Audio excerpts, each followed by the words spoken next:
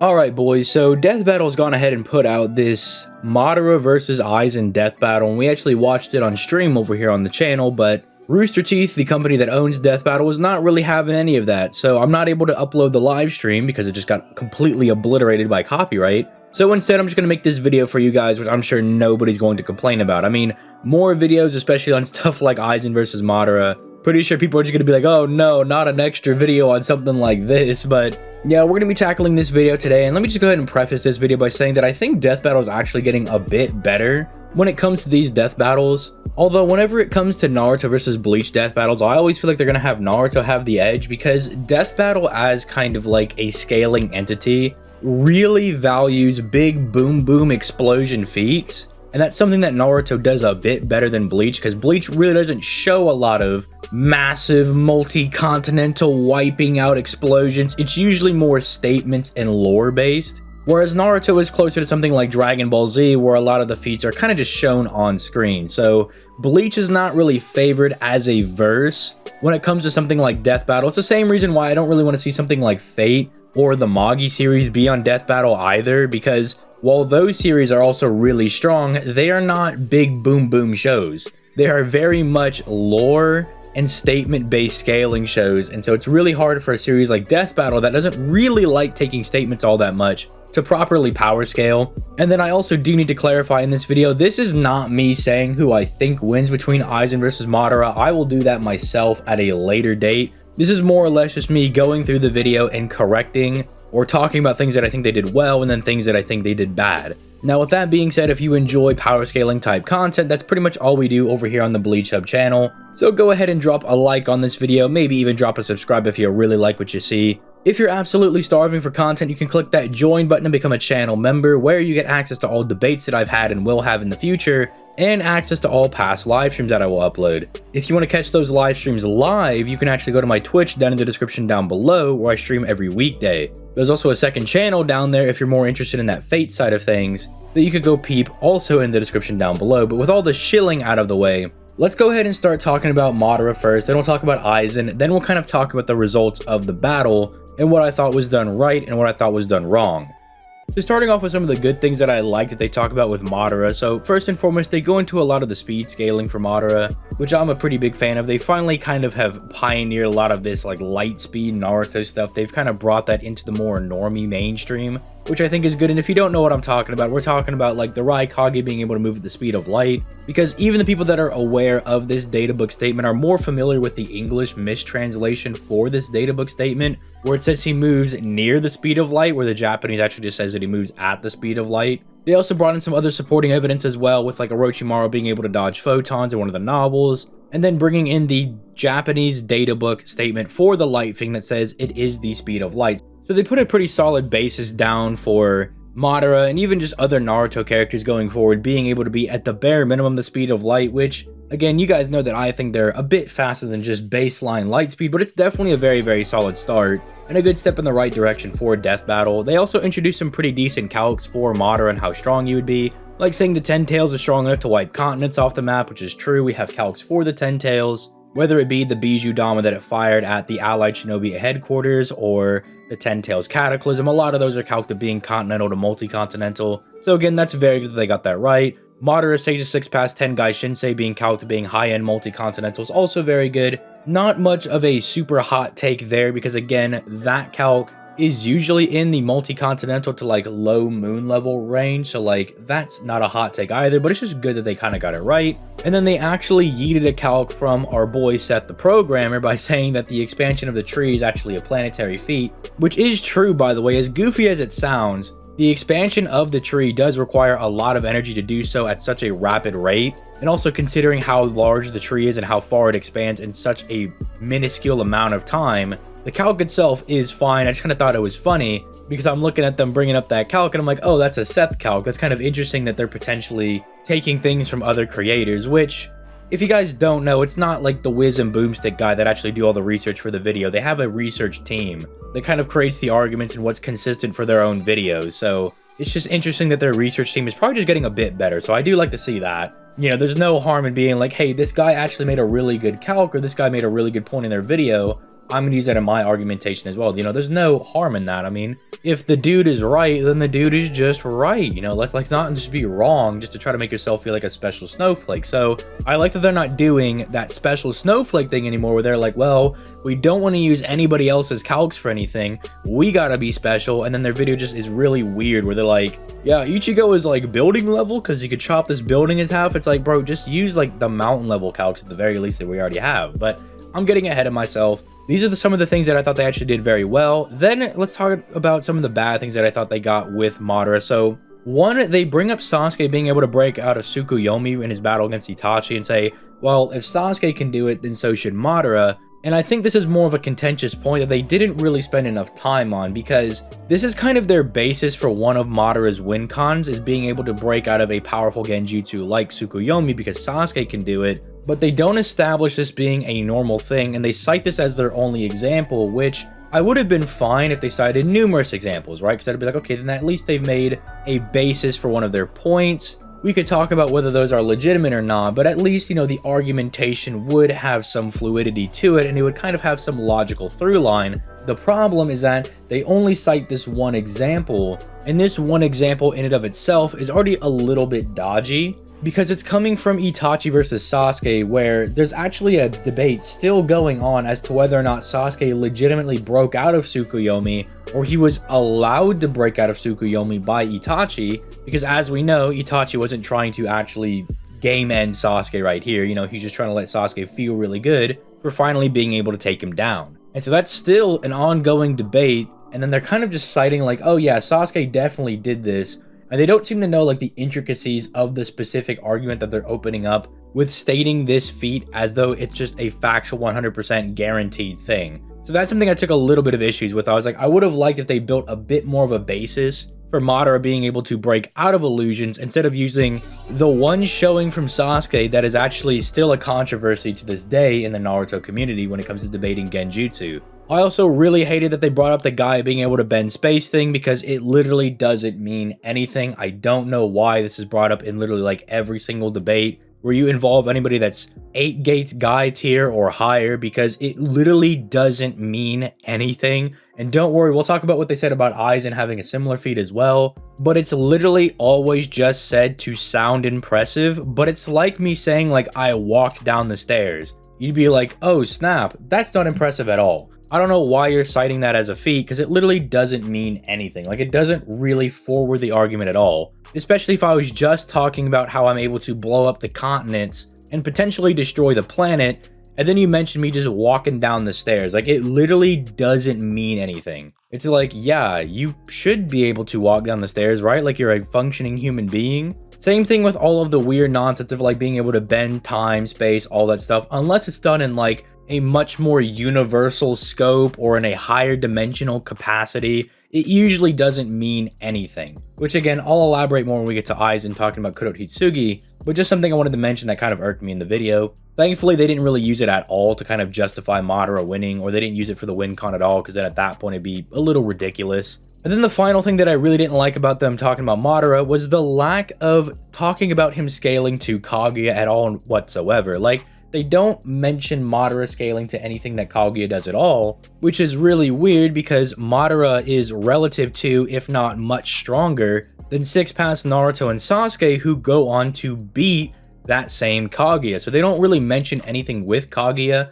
I'm assuming they just didn't want to open the can of worms that comes with a lot of the Kaguya scaling. Because if you notice in the video, they're trying to keep Aizen and Madara pretty relative as they go through. Like, they scale their speed and their strength pretty relative to one another. So maybe they just didn't think that scaling Madara to Kaguya, that then they'd be able to get Aizen on that same tier. A little hard to say because I don't know where they would scale Kaguya currently. We know from like a few years back when they did Naruto versus Ichigo, they both said that like Kaguya and Yuha are like multi-planetary or something weird. So I don't know if they would gas up the expanding truth-seeking orb just a little bit more and say that it's like star level, multi-solar, even like maybe 4D with the time-space statements. I would have at least liked to see them bring it up because it is something that's very common to argue again in the Naruto community, is that Madara would have been able to beat Kaguya. and they just kind of don't even mention it at all whatsoever. So Madara I don't think was all that bad, just a few things here and there that I think were more good than bad, as bringing up a lot of the calcs and kind of pushing them into the forefront of the community. On the other hand, I think Aizen was treated rather poorly. Which one of the first things they say about Aizen is they kind of just get the lore wrong with Bleach. Introducing the Soul Society arc, they call Rukia one of the leading members of the Shinigami, which is really weird because she's not even a captain, she's not even really technically a member of one of the royal families. She was adopted from the slums to be in the Kuchiki family. So I don't know who was really telling them that Rukia was a founding or leading member of the Soul Society. Kind of like saying Hanataro is a leader of the Soul Society as well. It's like a really weird thing and kind of whack thing to say. And it's just like such a basic piece of the story that I really don't know how they got that wrong. It's just, again, very, very odd that they would even say that. But let's talk about some of the good stuff, which I have two main points that I kind of want to talk about. So, one, they kind of emphasize the ability of Aizen being able to evaporate beings with lesser spirit energy than him. That's kind of a good thing to go ahead and bring up. The whole soul crush thing, because it is a power in Bleach that people do have. It's just, people tend to write it off a lot of the time by just saying like, oh, you're going to say he's going to soul crush people, which, yeah, that's how the power in Bleach work. Like, if you're stronger than somebody, you can literally just bring them to their knees. I mean, that's pretty commonly shown that you can just dominate people that have lesser spirit energy than you. That's like how the entire basis of the series works. But for whatever reason, it gets thrown out a lot in versus debating, so I'm glad they at least brought that up. And then I just thought this was incredibly based by saying that Fate Karakura Town Aizen scales to Shikai Kenpachi. I don't know, like this whole section was a little bit weird because they weren't really clear which Aizen they were using, because they brought up all of his feats, but when you actually watch the actual death battle portion of the video, it's only Fate Karakura Town Aizen fighting Madara, even though they mention in the breakdown that current Aizen should be stronger, like his base should be stronger than his final monster form. So I'm surprised they didn't just have him start in like the 1,000-year Blood War bondage getup and then just turn into a butterfly or something midway through the battle. Like, I think that would have been fine. It would be kind of similar to people complaining about 1,000-year Blood War Ichigo using Mugetsu, which I didn't really care about. I thought it was really whack, but it'd be kind of like the same thing. You'd be like, well, they never showed that ability in there. You're like, it makes sense. You could just write it for like some fan battle. Who cares? It's probably something that he can still do. Same thing for Aizen. He could probably turn into a butterfly if he wanted, or some other ascended form. Surely the Hogyoku would give that to him. Plus, when it comes to a lot of those death battles, a lot of that is just supposed to look cool. It's not really supposed to be like super lore accurate, quote unquote. It's more like what would just look cool. So again, don't know really why they kind of brought that up, but it's just a little odd because it's like, are you scaling like Fate Karakura Town Aizen above Shikai Kenpachi? And if so, which form of Aizen are you saying scales above Shikai Kenpachi? Wasn't really clear.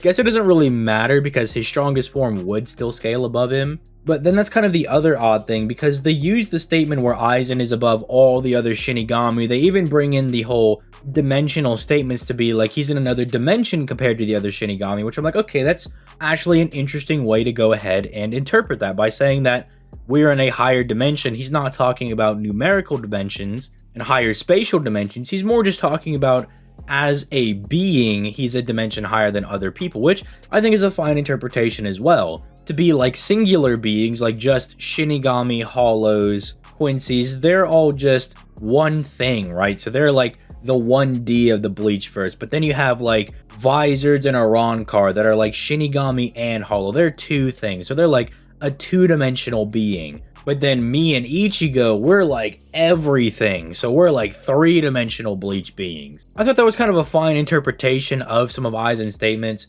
I don't really think there's anything wrong with that. If that's how you want to interpret it, I think that's completely valid. The thing that was a little weird, though, is that they didn't really use that statement to its full effect, because they didn't even bring up characters like Yamamoto. They didn't bring him up being just passively able to destroy the Soul Society, which is a little bit odd. I mean, they don't even mention Yamamoto by name when they're talking about him being able to fight the entire Gote 13. So it's just a little odd. Like, I don't know why you would use this statement, but then not use it to its full effect, unless, I don't know, for whatever reason, they think Shikai Kenpachi is more impressive than Bankai Yamamoto. I don't know, man. Is chopping one meteor better than destroying the entirety of the Soul Society? I mean, I guess in Death Battle's eyes, maybe. Or maybe they just didn't want to open the can of worms that is Yamamoto. Maybe they didn't want to get into that.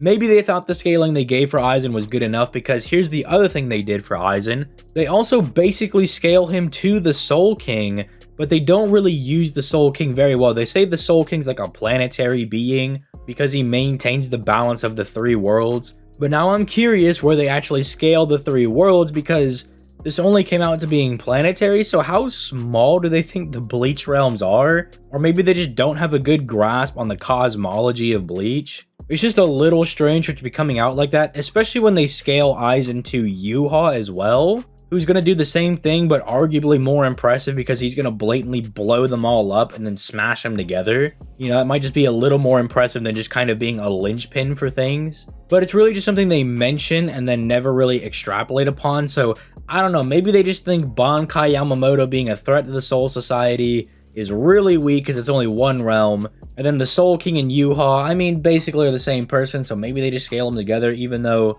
Yuha is literally just himself plus Soul King, which is stronger than just Soul King by himself. So that was pretty odd as well. They also kind of like wanked Kuro Hitsuji a little bit. They were like, oh my goodness, it's a Kido that's so powerful that it distorts time and space, which, yes, that is how gravity works. That's not really all that impressive. That's what I was talking about with the Might Guy stuff, and I'm going to extrapolate on here, is that Kuro Hitsugi is just a really powerful Kido that distorts gravity. And then Aizen says, oh my goodness, it's so powerful that it distorts time and space. Isn't that nutty? And it's like, no, it's not nutty, because you and I do that passively. As you walk around and exist, on some level you are distorting time and space, and gravity does that by itself as well. In fact, there's a really interesting idea of you being able to go in like a rocket circling around the planet, right, in orbit, and because you have lesser gravity, by the time you came back to Earth, dozens of years would have passed because gravity distorts time. So that's just something that gravity does naturally. And so them even like bringing up the like, oh my goodness, it bends the time and space. It's like, dude, it doesn't do anything.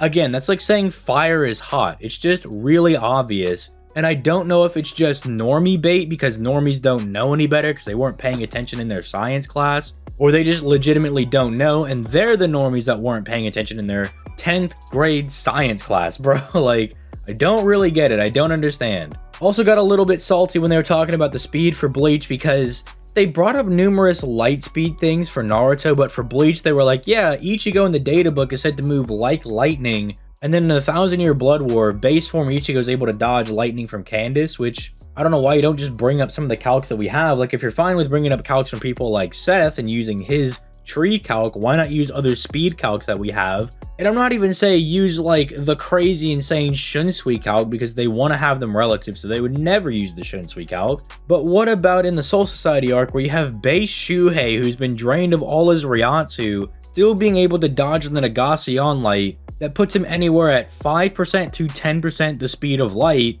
and then just scale Ichigo off of that? I mean, even if you just wanted to say that he was 5 to 10% and that base Ichigo is equal to that drained Shuhei, goes into Bankai, which is a 10 times amp, you could say he's half to the speed of light in that arc, and then just say, yeah, he gets faster after that. But since you're both scaling them to being around light speed, that does work. But they didn't even bother with that. They were just like, yeah, lightning speed, dude. Even though lightning speed is far less impressive than the light speed they gave to Madara. It just seems like a little bit of, I don't know, just biasy towards Madara instead of like kind of being proper and giving Aizen anything good, really. And then, you know, obviously I was upset that they did use the data book statement for saying that Ichigo is like lightning, because the funny thing is that while we sit here and talk about things being hyperbolic, that actually just is a hyperbolic statement. It's literally in the same vein of someone saying like, oh, that football player is moving like lightning on the field. The weird thing is that if it was tweaked just a little bit and said just like Ichigo moves at the speed of lightning as he fights Byakuya,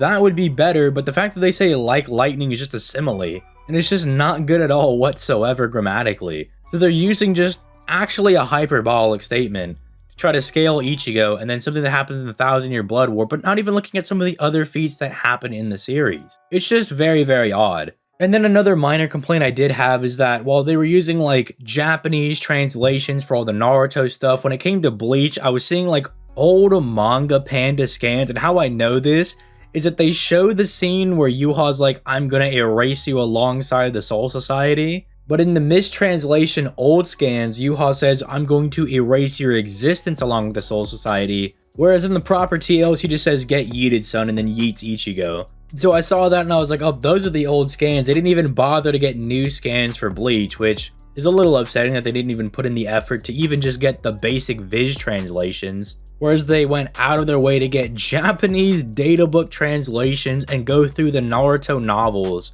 for Madara, but didn't do the same thing for Aizen. So I just kind of, I don't know, saw a little bit of a bias, which, again, I don't really have any team loyalty. I don't really care who wins the death battle. I just want the video to be right, and I don't want there to be a strong sense of bias watching the video. But on that note, Madara ends up winning the death battle. Let's talk about some of the win conditions. So I have this statement in my notes, right, that I kind of wrote down that I was like, I'm pretty sure that they are joking with this one, and I'm really hoping it is a joke. But they were like, yeah, man, Madara wins. He's fake died twice. Aizen only fake died once, so therefore Madara can win. Which sounds like a joke statement, but it also sounds like they're implying that Madara's got better planning ability than Aizen or something along those lines, because he can fake die twice, but Aizen can only pull it off once. Maybe that's what they're trying to imply, or maybe they're just throwing a joke in there. I thought I would mention it because I thought it was a little weird. But essentially they just said that like Madara is more planetary than Aizen because he has a better calc with the tree as opposed to Aizen's weird Soul King linchpin scaling.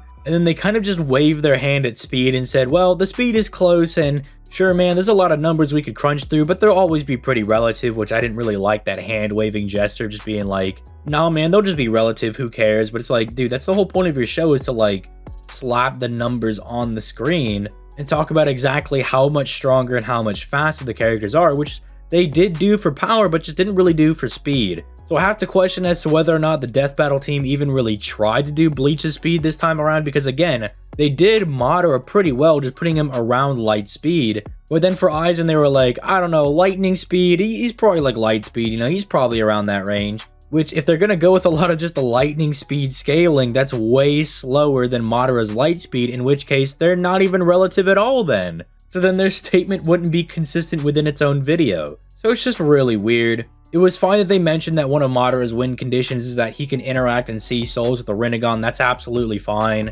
Although I don't know anybody that's going around being like, Aizen would win because Madara can't see him. I don't know if they've just even watched Naruto if you're going to have that claim. That's a really bad take to have. But I guess they did mention it, so I guess they're fine. They mentioned one of the more obvious things, but sure, it's a good part of their win condition that they got right. But then as far as the abilities are concerned, Madara basically had two things as his win condition. It was essentially just that Sasuke can break out of Genjutsus, so could Madara, so then he could break out of Kyoka Suigetsu, which I'm a little dodgy on because Kyoka Suigetsu and Sharingan Genjutsu are very similar in the fact that they both manipulate the five senses. But Kyoka Suigetsu has a sixth element where it also manipulates your spiritual sense as well. So there's a bit of an X factor to Kyoka Suigetsu that makes it a little bit different from Sharingan Genjutsu. But even then, just saying that like Sasuke breaks out of Genjutsu, therefore Madara can, for one, when it comes to a lot of versus debating, you need to show that the character has the resistance or the ability to get out of said abilities. And hexes usually don't scale like that. Now again, if they were to say, Sasuke broke out because he had the Rinnegan, Madara also has the Rinnegan, therefore he could break out, I think that would be fine. But again, refer back to the earlier parts of this video where this is very contentious because this is the only point they reference for him being able to get out of Genjutsu, and they cite Itachi versus Sasuke, where it's ambiguous as to whether or not Sasuke just broke out with a 3 Tomoe Sharingan, or Itachi let him out. But even then, let's say Sasuke did break out, you then have to prove that those Genjutsus have the same X factor as Kyoka Suigetsu being able to affect the sixth sense of the spiritual senses as well, and then somehow factor in him being able to quote-unquote break out of the illusion. So I don't think that was done very well at all. There are ways you could make that argument, but this is not the way to go about that one, Chief. And then also the fact that the TSBs negate regeneration at a spiritual level as well, therefore he would be able to neg Aizen's regeneration. The problem is that, while I understand the misinterpretation of what they're saying, because it's like Aizen has a spiritual body, therefore Madara's TSBs could destroy his spiritual body, which that I think is fine.